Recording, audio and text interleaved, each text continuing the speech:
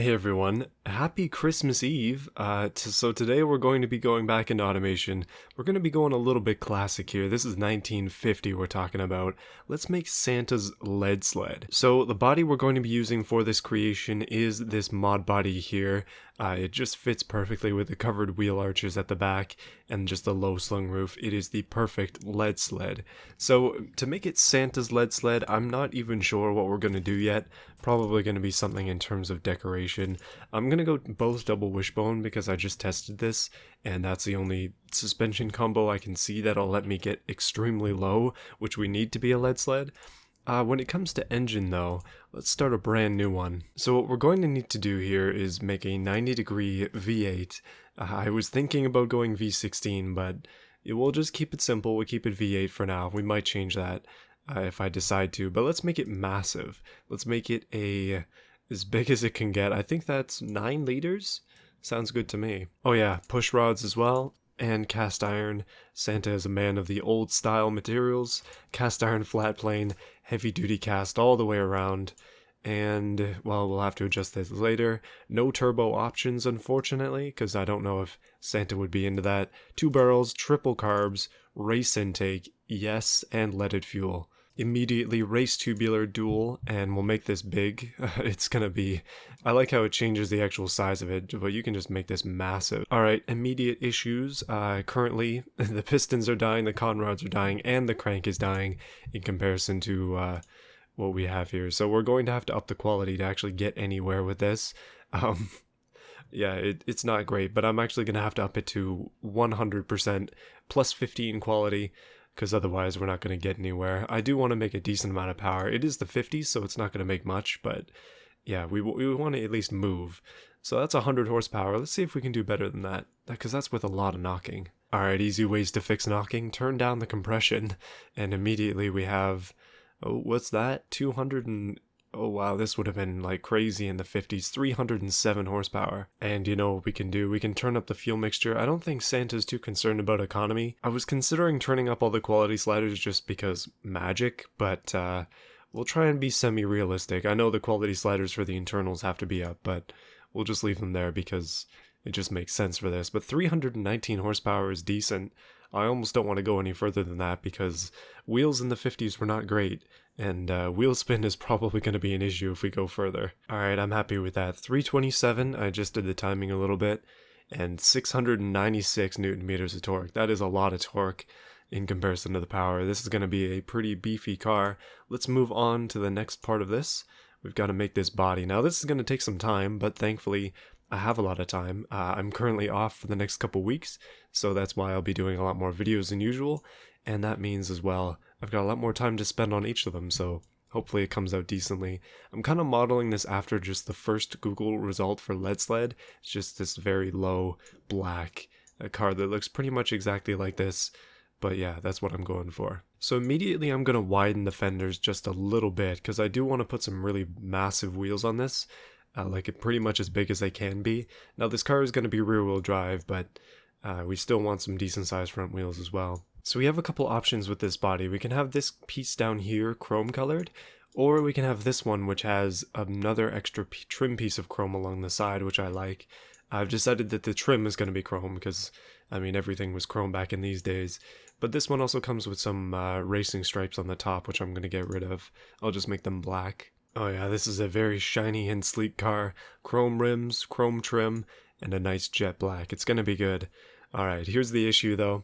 I haven't actually made a 50s car or something as old as this before, so it's going to be a bit of a challenge for me to style this.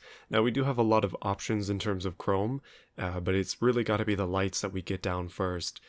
There are quite a few options for older style lights, especially these old round ones, and there are some very interesting lights as well, such as this.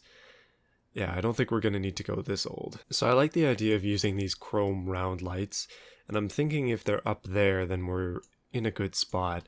But we definitely need like a toothy chrome grille as well. So let's try and add that in. Okay, first thing I'm going to do is I'm going to add a chrome chin to it. Just going to widen that up. And we'll go from there, but basically this car is going to be as chrome as ever. So we can't really have any modern bends and things because that just wouldn't have existed at this point. But we can go for this, the mustache style grill. Ooh, we're getting there. Well, it looks like it has a massive toothy grin. Not much we can do to change that. I like it though. I think that's going to work out well. Now we just need to add a couple more bumper pieces. So I'm kind of torn on this one. I don't know if that much is really a good idea, but it's definitely interesting. Maybe just half that many. Okay, I like the way this is going, but I think we need a couple more lights. It really is starting to look like a fish though, my goodness. So my justification for all of the lights is that he needs to see where he's going in the dark times in the winter. At least that makes some sense. There we go. So we got some lights. I'm happy with their placement as well. I think that's going to work out nicely. It's kind of a weird look for the front. Maybe we can do something in here because this just doesn't seem full. I was thinking as well, we do have an option with this because it's a lead sled. We could do flames all over it. I don't know if that's going to work out for the style, but we can definitely try it. Now, if only there was like a Jaguar emblem or something in this game. I mean, one that comes out the top. I think I've tried to do that before. I used a supercharger. Oh, we might be able to do it with one of these. Ah, there we go. That is perfect. So we can have a little emblem that pops out the top, as long as I can get it to snap. Well, signaling the atomic era, we have an emblem that works out pretty nicely for this car. It looks a little weird when it's turned down like that, though. I think I might have to put it way up at the top. That's weird as well. Maybe on the sides. I'm working with pieces in automation I've never used before. My goodness, some of them are real janky. There we go. That's what I was looking for right there. So we have a rocket ship currently there. That makes sense. Somebody who's delivering gifts to the entire world needs some sort of rocket power to do so. So I'm just making a quick few body changes to the car. I've just extended out the back a little bit, and I turned down the nose a little bit as well, because it seems like it was a bit snobby. The nose was a little bit taller than it really needed to be. Let's try and replace this though, and yeah, we should be good there. Alright, the front is looking good.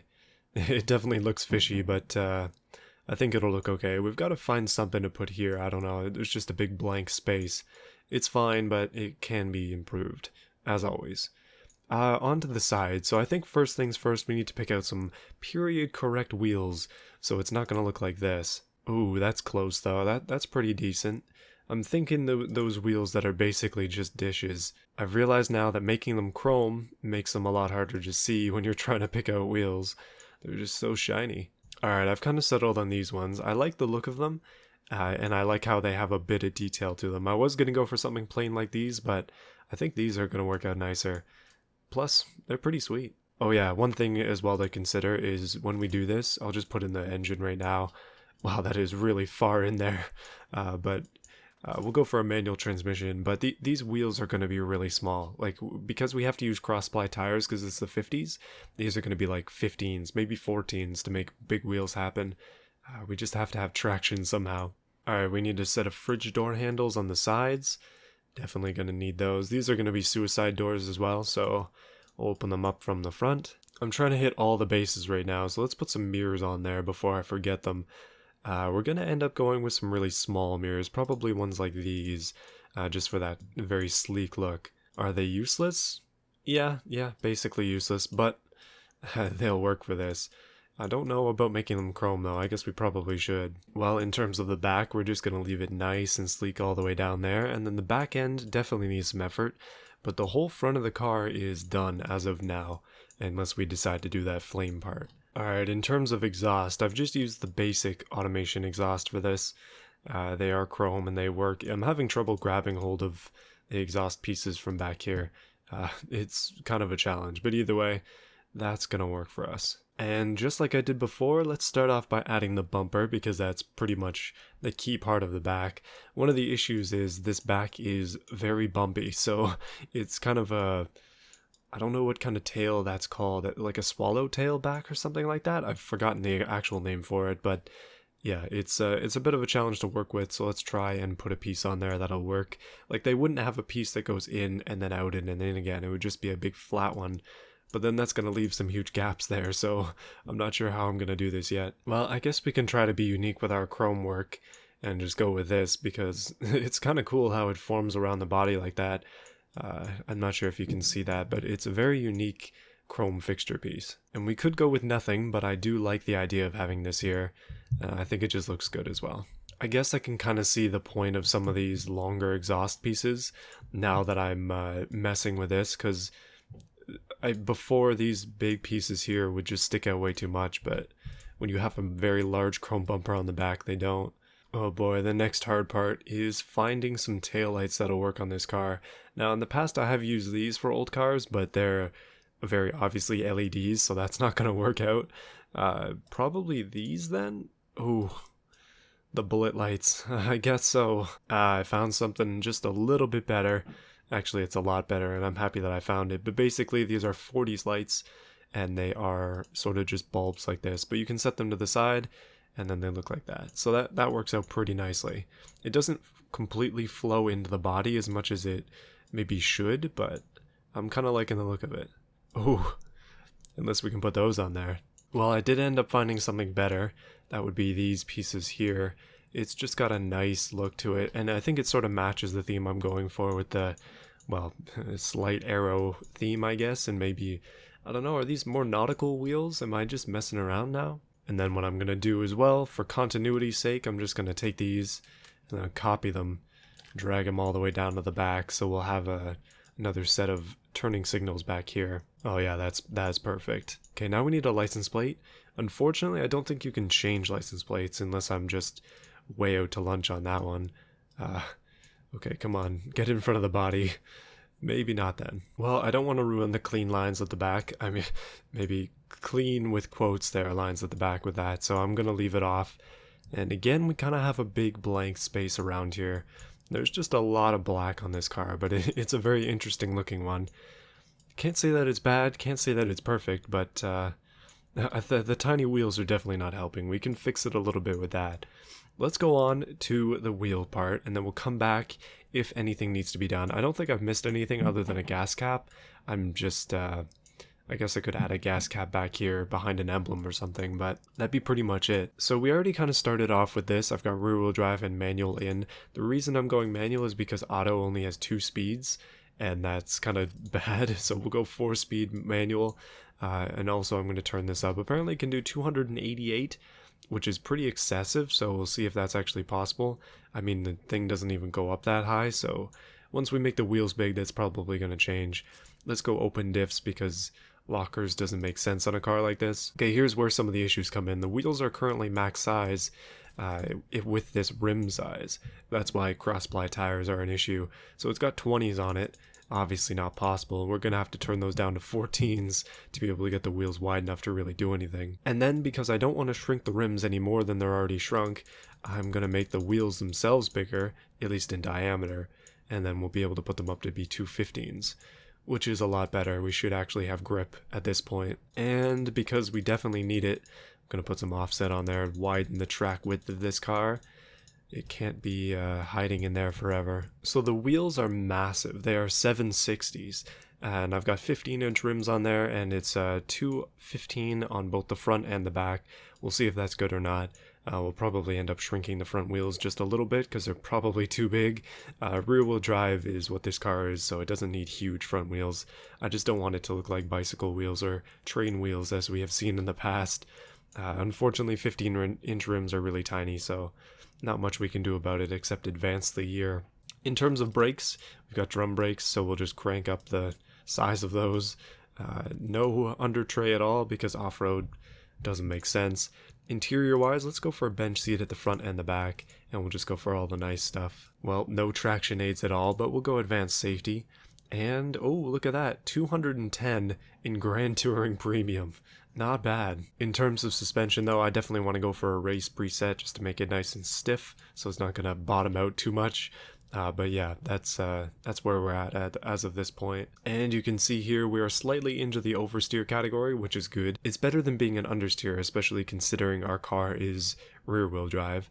So let's shrink down the front wheels just a touch, and you can see we're sort of getting in there just a little bit better. So one size down is perfect. So it looks like brakes are going to be an issue. Basically, we're at negative 23% braking at max load, so it's going to take a while to slow down this car with these drum brakes, even though they are as big as they can be with the current wheel size. So what I'm going to do is I'm going to increase the quality of them. That's going to make it more expensive, but we don't really care about these things too much. Basically, I just want to be able to stop, so that's why. Aerodynamics, I mean, we're creating uplift. Let's make the brakes have some airflow because, well, they're going to be really hot as we try and stop this car. Interior and stuff is fine. Obviously, this makes it weigh a lot more. So we can't really do anything about that. Safety, same thing. I just want to leave it where it is. Let's test out this current, 1,859 kilos. That's pretty heavy. 327 horsepower though. Back in the 50s, that was pretty decent. We're still really good in the Grand Touring Premium.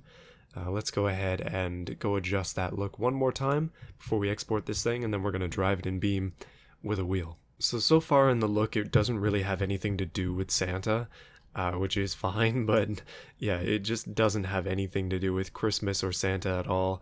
I was thinking of doing some like red accents and such, but I think we'll be okay. I really do like the look of it just as is. It really looks pretty clean, pretty nice. The back end is a little plain, so I'm going to try to spruce it up a little bit with some chrome. Let's do that now. So I found this decal here, which does kind of look like a reindeer. I think it's just supposed to be a deer in general.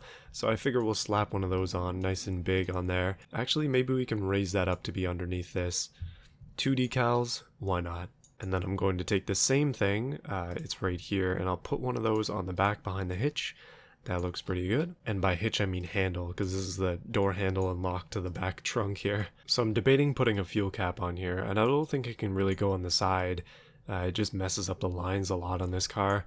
It just makes more sense to put it at the back, but I don't know, it just messes up the back too, so I think we're just going to leave that off. So after a few tweaks here and there, I think the car is ready to go. It still weighs a lot, but that is very thematic. It does have a bit of charm to it, really tiny rims, but that is the way to go in the 50s, at least with these cross-ply wheels. I'm interested to see how it drives, especially with the wheel, so let's give it a try in Beam. It's Santa's Lead Sled, Type 1, let's go. Hey everyone, so a couple things before we get into this. One thing is I haven't really perfected the mic placement when using the wheel. It just doesn't really work too well because the wheel goes on the exact spot that my mic usually does. So it's slightly off to my right, and I'm hoping that's okay for the video, but we'll have to see. I don't know if it's actually going to be good or not. Let me know if it's like significantly worse quality, or if you have any suggestions on how I can make that work. And second thing is, I did forget something when I made this. I forgot to go back and tune it, and so I did that. I put it in game, and it was accelerating so slowly, I was like, wait a minute. So I went back, I looked at it again, and I think the car is ready to go. So here's what it looks like in game. It actually came out pretty nice. I like the way that it looks. It's pretty simple. Doesn't need to be too fancy though, because it sounds excellent. Here, let's start it up. Alright, there it is right there. Give it a couple revs of the gas here. It has no mufflers, just straight pipes from a flat plane crank V8 all the way out the back. It sounds pretty good though. I'm pretty happy with it. 327 horsepower, but we're on the Italy map, so it's not exactly going to be usable. This map is basically known for its twists and turns. I'm basically just practicing with the wheel, so let's give it a try. You'll probably hear some clicking. That's because I'm shifting the gears, because it is a manual car after all. Let's escape from this villa. We're kind of on a mountainside resort right now. I'm still not used to the wheel. Hold on a minute, let me reset this car. And again, I apologize for the extra noise upstairs. The children up there really like to drop things. As you may have just heard, yeah, that's not me. So I think what we're gonna do is go for a leisurely mountain drive with this car, using the wheel. Leisurely in the... I mean, it's not really that leisurely. This thing isn't exactly a Ferrari, it's a bit of a boat. It is actually massive as well. Just trying to drive through some of these streets in Italy, I was having issues getting around 90-degree corners just because it's too big to do so. It's not a good handler, and its brakes absolutely suck. And yeah, that was my fault. Yeah, you really have to be cautious with this car. The force feedback is fighting me, but you have to be cautious, especially with the brakes, as they are quite rough. However, if we wanted to just go straight, and we wanted to just do a sweet drag race or something, I don't know, versus something with similar power to weight ratio, I think we'd do well. It's not a handler, but my goodness, it does have good power. You can see when I start to really put the force into it, Ooh, that was a mistake though. Going for a drift. Tokyo drift style. I actually managed to live there. Now, I think this is my first actual video with the wheel. Now, I did mention before in the Forza video that I did make a video with the wheel before, but I ended up deleting it because I wasn't a fan of the video itself. I just wasn't doing too good in Forza with the wheel. I was having a hard time with it. But since then, I have a lot of practice in Beam. Actually several hours of practice with the wheel in Beam, and it was good to do that to just kind of get a feel for it. It's a lot different driving a wheel in comparison to driving a controller, obviously, so it took some time to get used to, and I'm definitely not used to it 100% yet, but I am liking this wheel quite a bit. It's the Logitech G920, if you're wondering. So our leisurely drive is actually going pretty well so far. I've only had to reset once, I think, but I'm not exactly going fast. I'm really just coasting around these mountain roads, just a big old brute flying through here.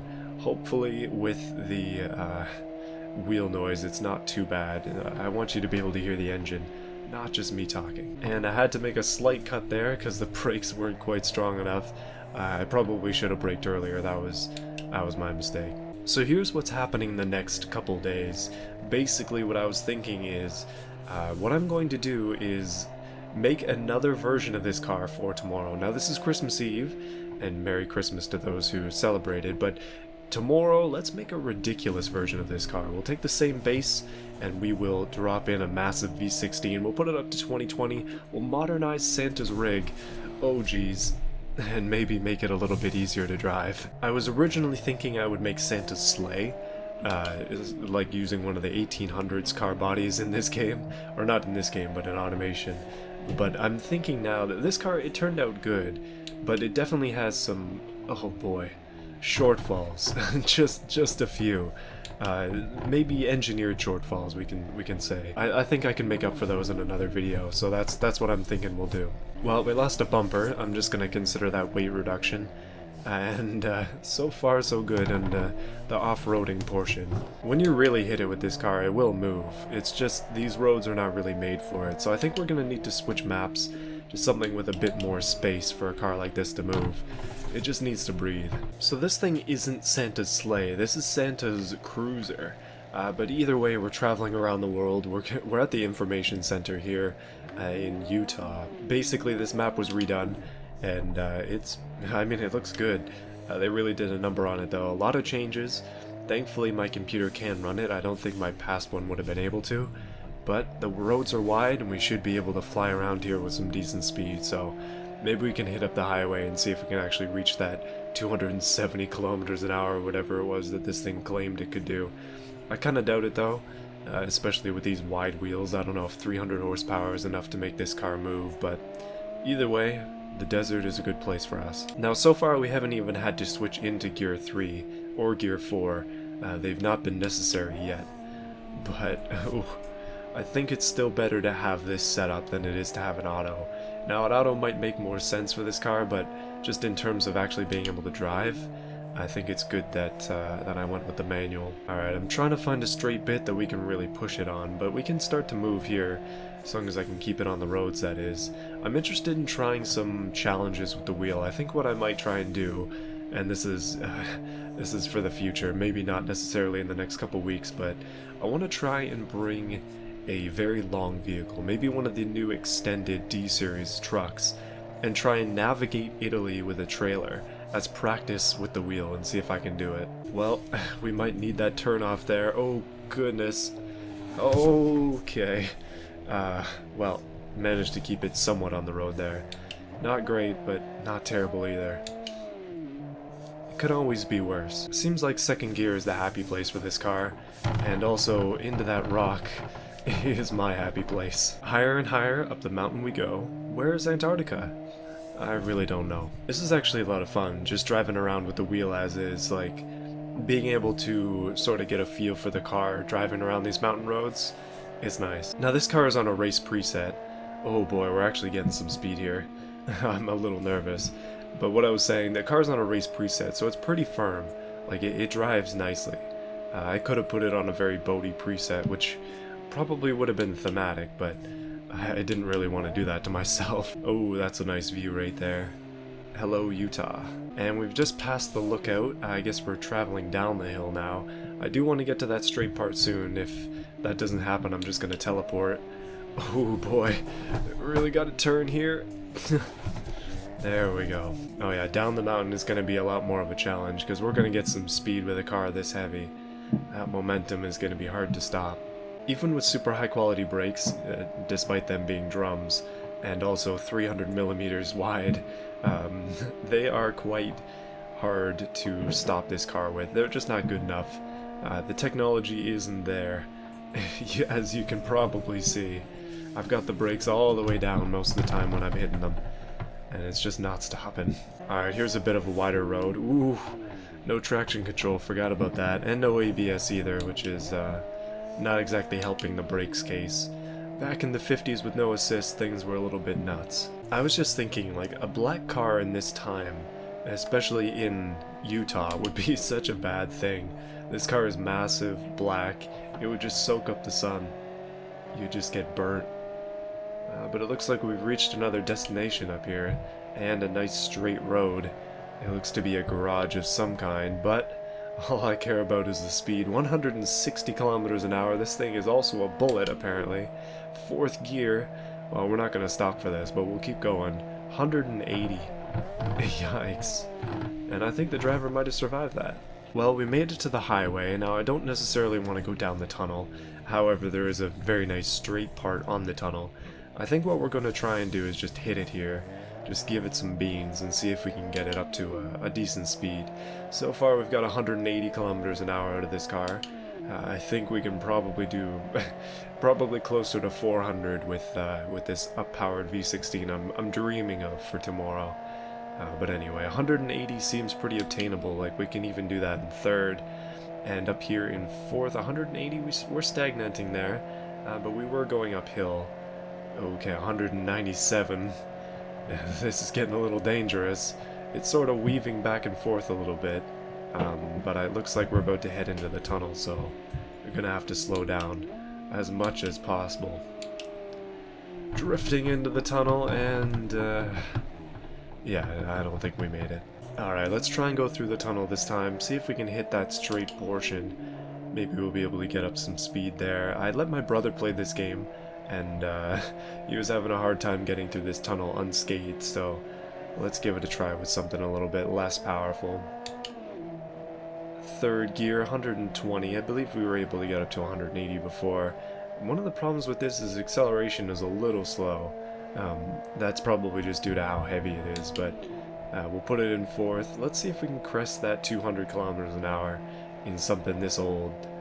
I don't know if we're breaking speed records at this point or not, but yeah, we're coming to the end of the straight portion. It's nice to have this in the map, but we have crossed over 200 kilometers an hour. I'm wondering though if on the unlimited grid map we would be able to get up to that 280 as claimed. And now we're about to die. Or just hit a mega drift. Hey, actually managed to live through that. Surprisingly so. I think it's probably damaged, but so much bodywork around everything, like, ooh. Oh, those steering wheels are definitely damaged. We don't really need those though. So that is Santa's Lead Sled. Thank you for watching this video. Let me know what you thought of it in the comments. Whether or not the wheel was actually working out well, whether or not the design actually works for what this car is supposed to be. Yeah, I'm not sure. I want to know your opinion on things, so let me know. And as always, I just want to thank those who have supported me, but first, I gotta say thank you to everybody who's been watching this year. Obviously, I'm not done for this year. I've got a couple more videos planned, but as Christmas rolls around, we're coming close to the end of, well, 2019. It's been a good year for my channel. A lot has changed, and a lot of good stuff has happened, but I'm looking forward to a really good 2020. We'll see what we can do with the future. It's gonna be good, though. I'm very, very excited. As I say that, I've got to take some time to thank those who have chosen to support me over the last 4 months or so. Some of them less, some of them more, but I appreciate them all the same. We've got Canadian Steel, Slow Fried Chicken 69, Overlord, That Rice Stout Explorer, Justin, and QT Bear. Thank you so much for your support. I appreciate it a lot, I really do. I'm thankful for all of the people who support me through this method, and any other method, just watching the videos, subscribing to the channel, everything. I appreciate it. Thank you so much. and I'll see you again tomorrow for Christmas Day video. Merry Christmas.